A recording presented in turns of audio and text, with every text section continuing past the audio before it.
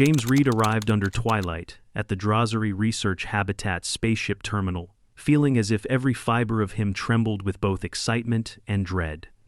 His 19-year-old body was lean yet toned from years of jogging in suburban Ohio, but nothing prepared him for the low-gravity resonance in his bones as the ship's ramp extended.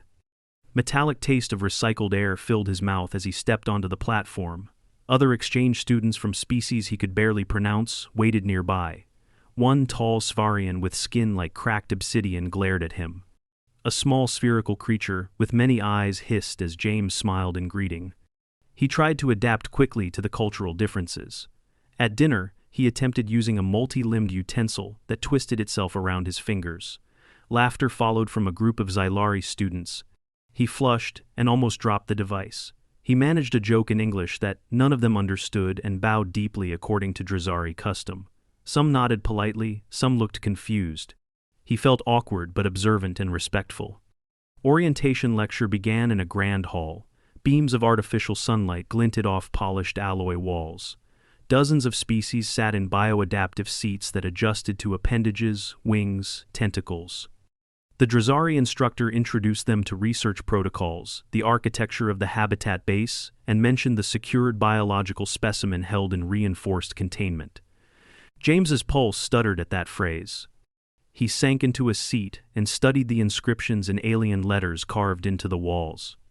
He tried to take notes. He unpacked a translucent digital pad of human manufacture attached to a stylus. He hesitated as one of the Xylari students offered him a note-taking device that sprouted 4 tentacles, each holding a light pen. He accepted awkwardly and attempted to write a human sentence. The tentacles moved asynchronously. He jerked his hand. The pad scratched awkward lines. A tentacle snagged his sleeve. Others giggled or murmured. James swallowed hard and apologized. Instructor cleared throat and carried on. Then, alarm bells shattered the calm. Red lights flashed. Loud sirens. The sealed doors slammed shut. Thick bulkheads slid into place. Panic erupted. Alien students jumped from seats, tripped over others, scrambled toward exits. James rose to his feet too fast. He tried to limp toward exit. A group of Svarians surged past and shoved him. His foot caught the edge of a bench. He heard a snap in his ankle. Fire of pain surged up his shin. He fell onto the floor, clutching his ankle. His vision swam. He gasped. The containment panel at far end of the hall exploded inward. Reinforced glass shattered. A massive shape lunged. The apex predator bred for war zones crashed through steel framework. It stood 6 meters tall. Muscular limbs ended in claws gleaming. Rows of teeth dripped with saliva. Silence fell for a breathless heartbeat. Then screams resumed. Students scrambled, chairs toppled, tentacles wrapped around legs, wings beat violently. James tried to crawl, but his ankle refused weight. Pain jolted through him. He pushed himself forward using his hands. One crutch would have helped, but he had none. He slid behind a desk. The predator moved with surprising control. It inhaled once sharply. It did not attack. It did not roar. It paused. Scanned faces. Ruled out exits. James felt sweat bead on his forehead. Fear burned at his throat. Then the beast turned toward him. It limped oddly over debris across the hall. People backed away. Students cried. Instructors shouted orders. Alarms banged through speakers. But Predator ignored all that. It reached the corner of the lecture hall. It curled itself under James's desk. The metal legs bit into the floor. It stretched its great bulk as best it could under that slim barrier. It rested its head on its paws. It watched the exits. Its eyes focused on James. When a medic approached in protective gear, the creature growled low. The air vibrated. James froze, body quivering. He wanted to scream or run. He could not move. Security officers gathered behind sealed doors. Reinforced force fields glowed. Energy nets launched but fell away harmlessly. Sedative darts failed to penetrate thick fur and thick hide. Handlers screamed commands, but the creature ignored them. Every time someone tried to pass closer to James, the beast snarled. Its teeth displayed, its ears flattened. But always it curled again under his desk when that person stepped back. Time stretched. Minutes dragged into hours. James held back tears. Blood pounded in his ankle. He bit his lip to keep from crying out. Nausea from shock. Medics outside the force field tried remote scanning of his vital signs. He could feel his heart hammering. Pain flared with every throb of the twisted bone. His ankle swelled rapidly. It turned purple and blue. Inside James's head, he whispered to the creature. He never believed in talking to beasts, but he said in a soft voice, "Chill, Mittens." He spoke name aloud, though it came out shaking. Creature's head turned. It blinked. It did not growl. It stayed curled. James's breath came ragged. He felt a strange warmth that may be fear and maybe something else. People beyond the field whispered among themselves. Some demanded the predator be neutralized. Others said it must be forming bond. A few human liaisons argued killing it risks diplomatic disaster. Alien xenopsychologists wanted to study this anomaly. Officials debated interspecies protocol. Security forces insisted rules demand control. The base commander ordered evacuation corridor cleared, but the beast refused to leave its place. James rested his back against a desk leg. He tried to hold still. Every heartbeat felt loud, pain sharpened with every breath. He closed eyes and prayed. No one had explained why the creature had chosen him. He felt guilty that other students were terrified. He felt exposed. He felt oddly honored too, though he did not want this role. Medical drones scanned him. Infrared red swelling. X-ray beams from behind protective shielding located a small hairline fracture near his fibula. Medics confirmed he must not put weight on his ankle for at least 4 weeks. They wrapped it with a mobilizer brace and placed cooling packs. He experienced sharp pain when touched. He felt cold sweats. He was given mild analgesic for human tolerance. Alien medics noted he winced more than expected. Some species cannot feel pain the way humans do, they whispered. Through the force field, he saw Mittens lift a paw. It flexed claws slowly. It nudged some debris away from James' leg. It offered a sort of protection. James heard one xenopsychologist ask another whether imprinting had occurred. Whether the creature saw James as protector or kin. James thought he would vomit. He hated being center of catastrophe. At about midnight, ship time lights dimmed for maintenance shift. James felt exhaustion. Pain disrupted sleep. He drifted in and out of shock. Dreams of claws and sirens flickered. But each time he woke, he looked for Mittens. The beast stayed beneath that desk, always. He whispered again, "Good boy, Mittens." He did not care if others heard. He cared only for that calm presence guarding him. He did not yet understand what everything meant.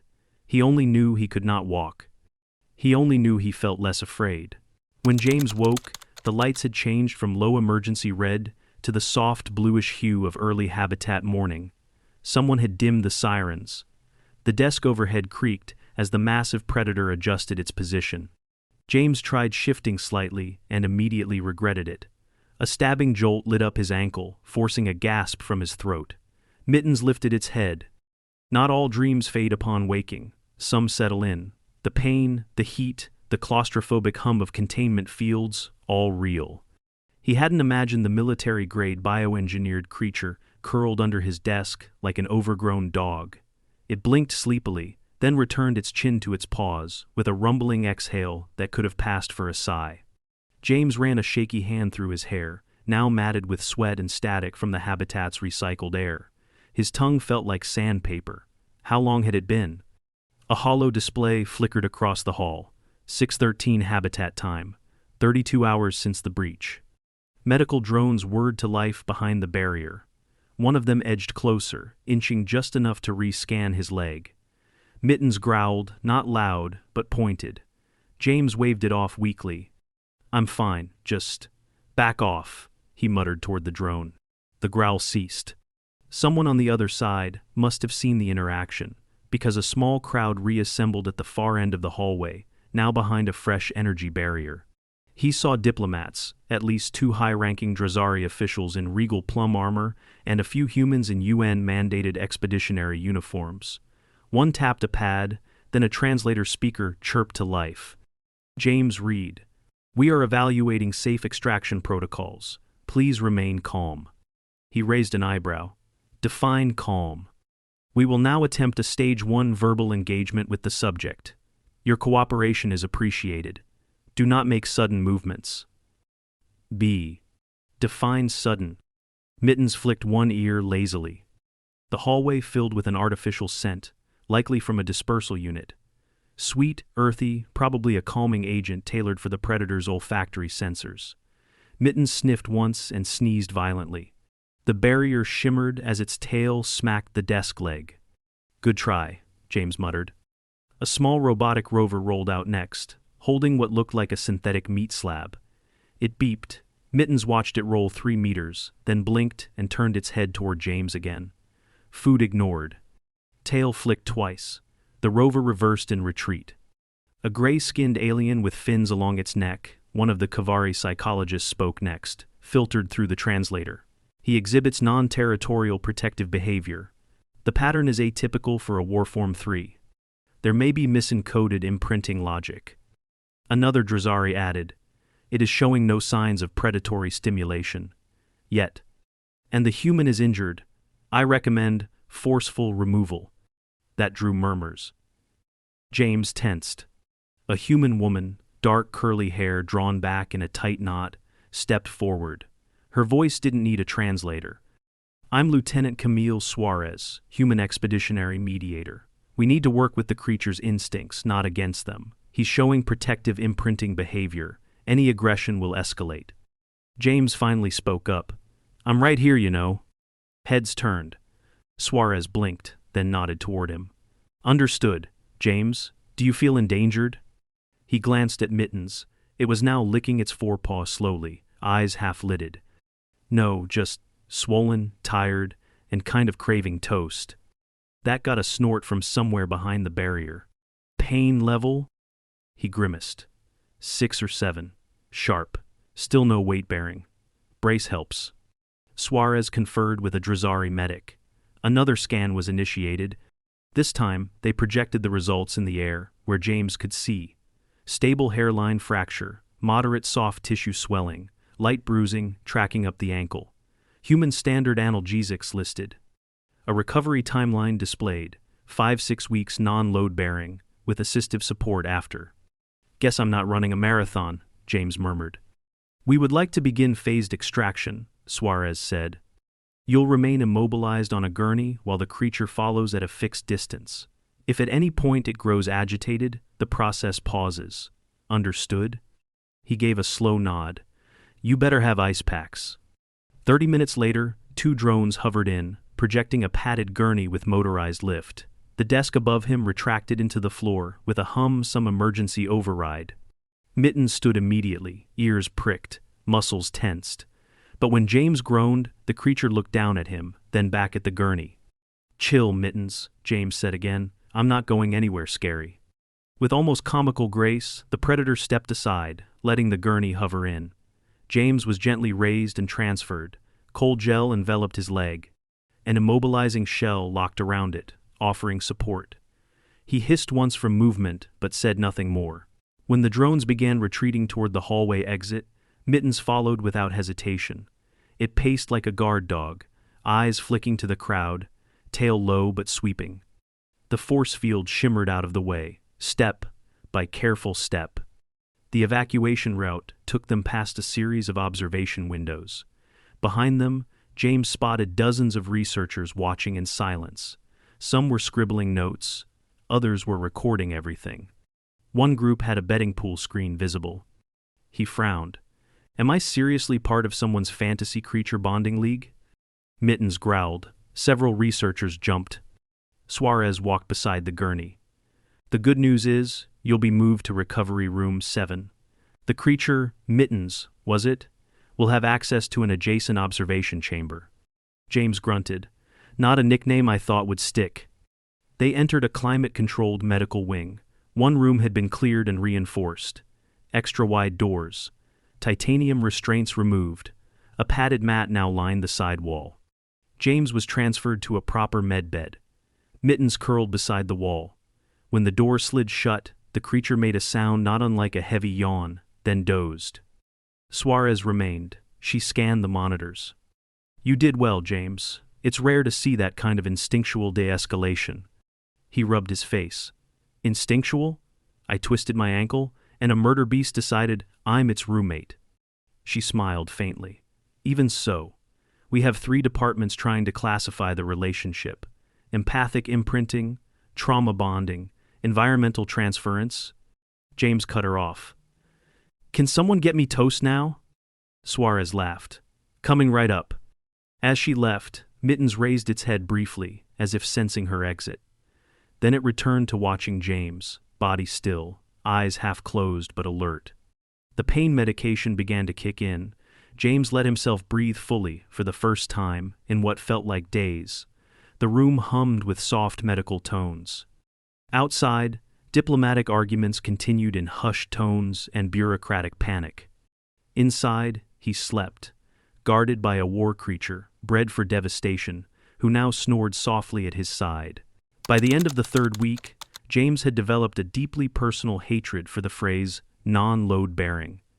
His right ankle braced, elevated, and propped on layers of cooling foam looked marginally less like an overinflated balloon. The swelling had gone down, but the bruising had blossomed into spectacular hues of green and yellow. The attending Drazari medtechs took photos for case documentation, but James was fairly sure a few of them were circulating in internal memes. The walking boot had arrived 3 days ago. It was heavy, clunky, and squeaked on the synthetic flooring. He hadn't mastered the crutches yet. Each step brought a stab of discomfort and the eerie sense that someone was watching. Because someone was watching.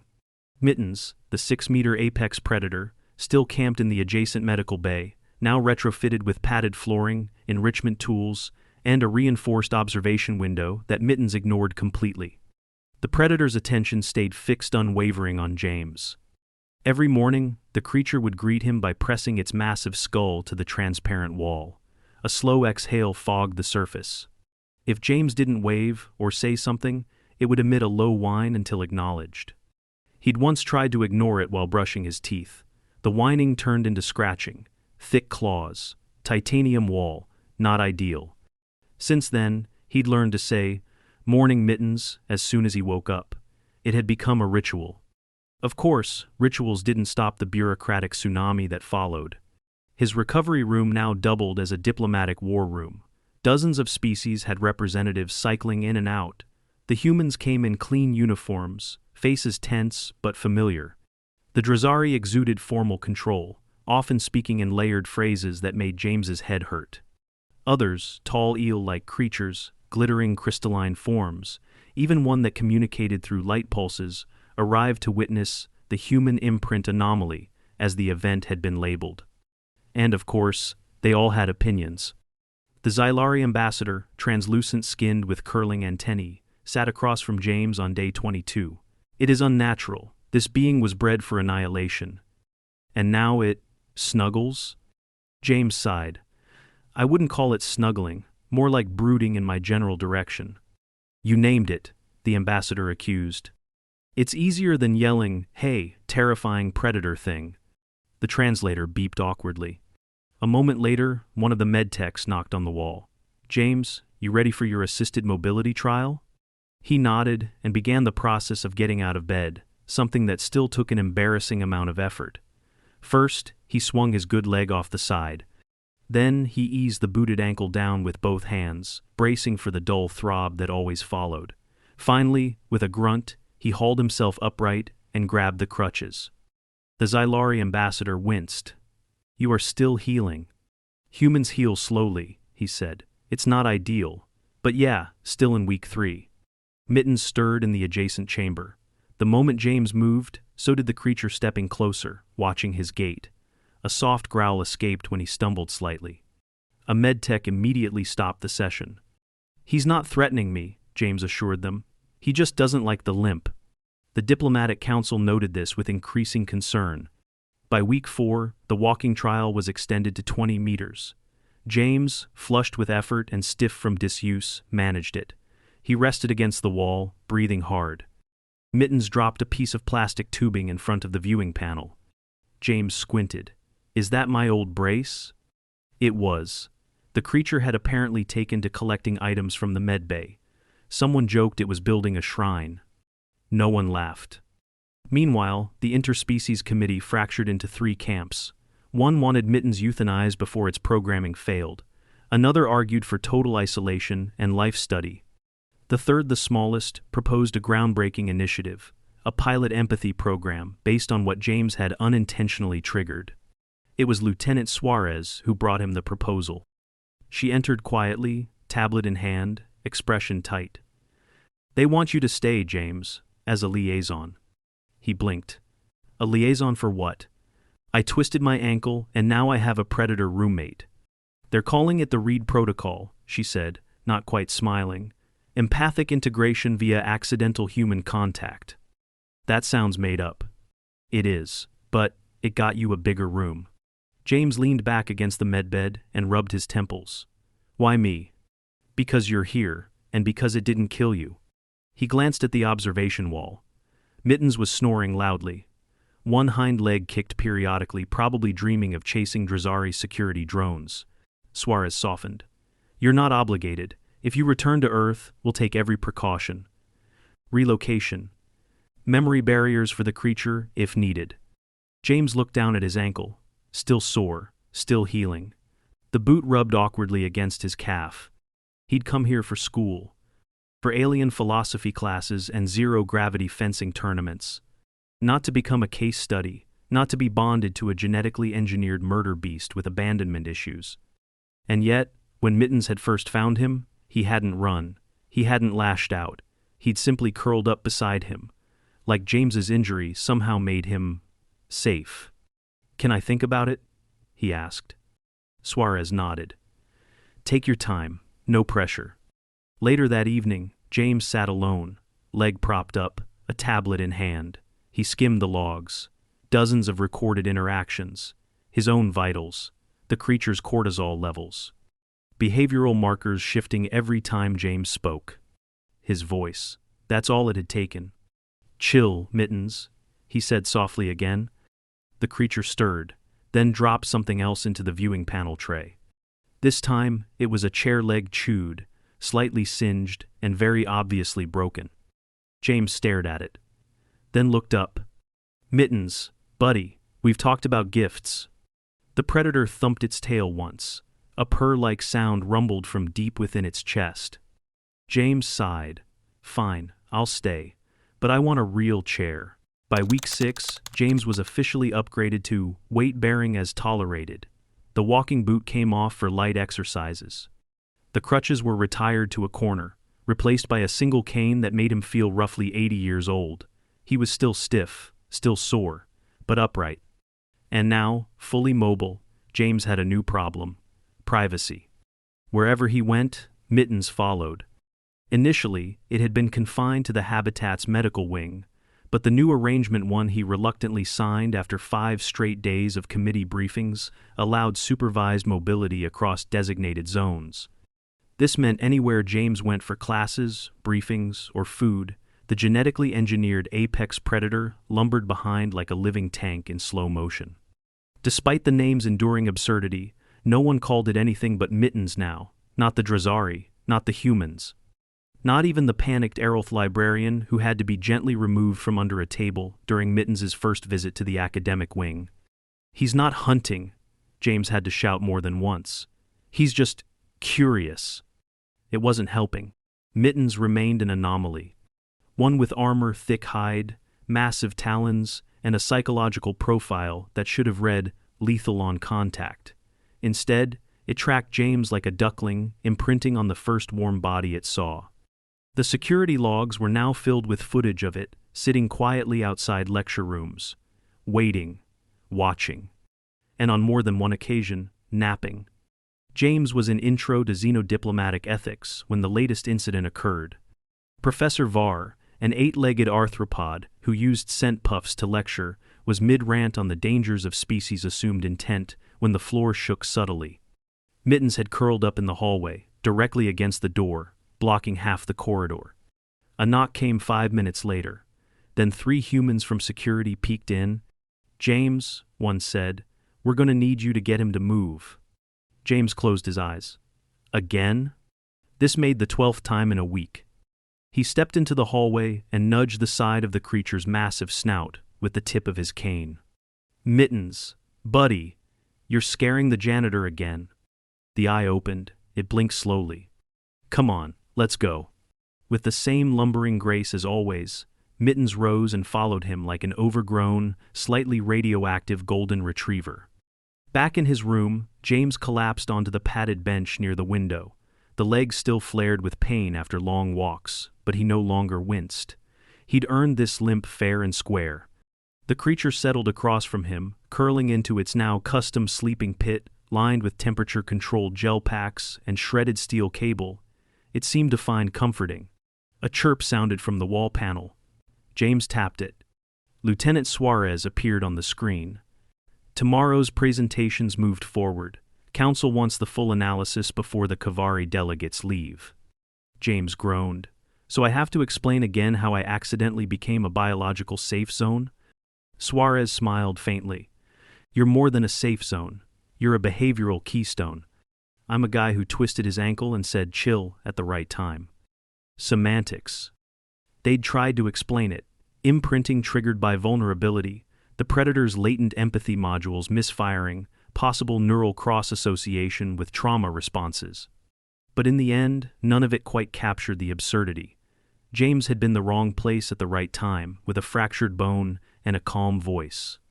Now he was a liaison, a test case, and the only person in the galaxy allowed to tell Mittens to sit. The presentation took place in Observation Chamber A, a modified auditorium with multiple tiers and real-time translation overlays.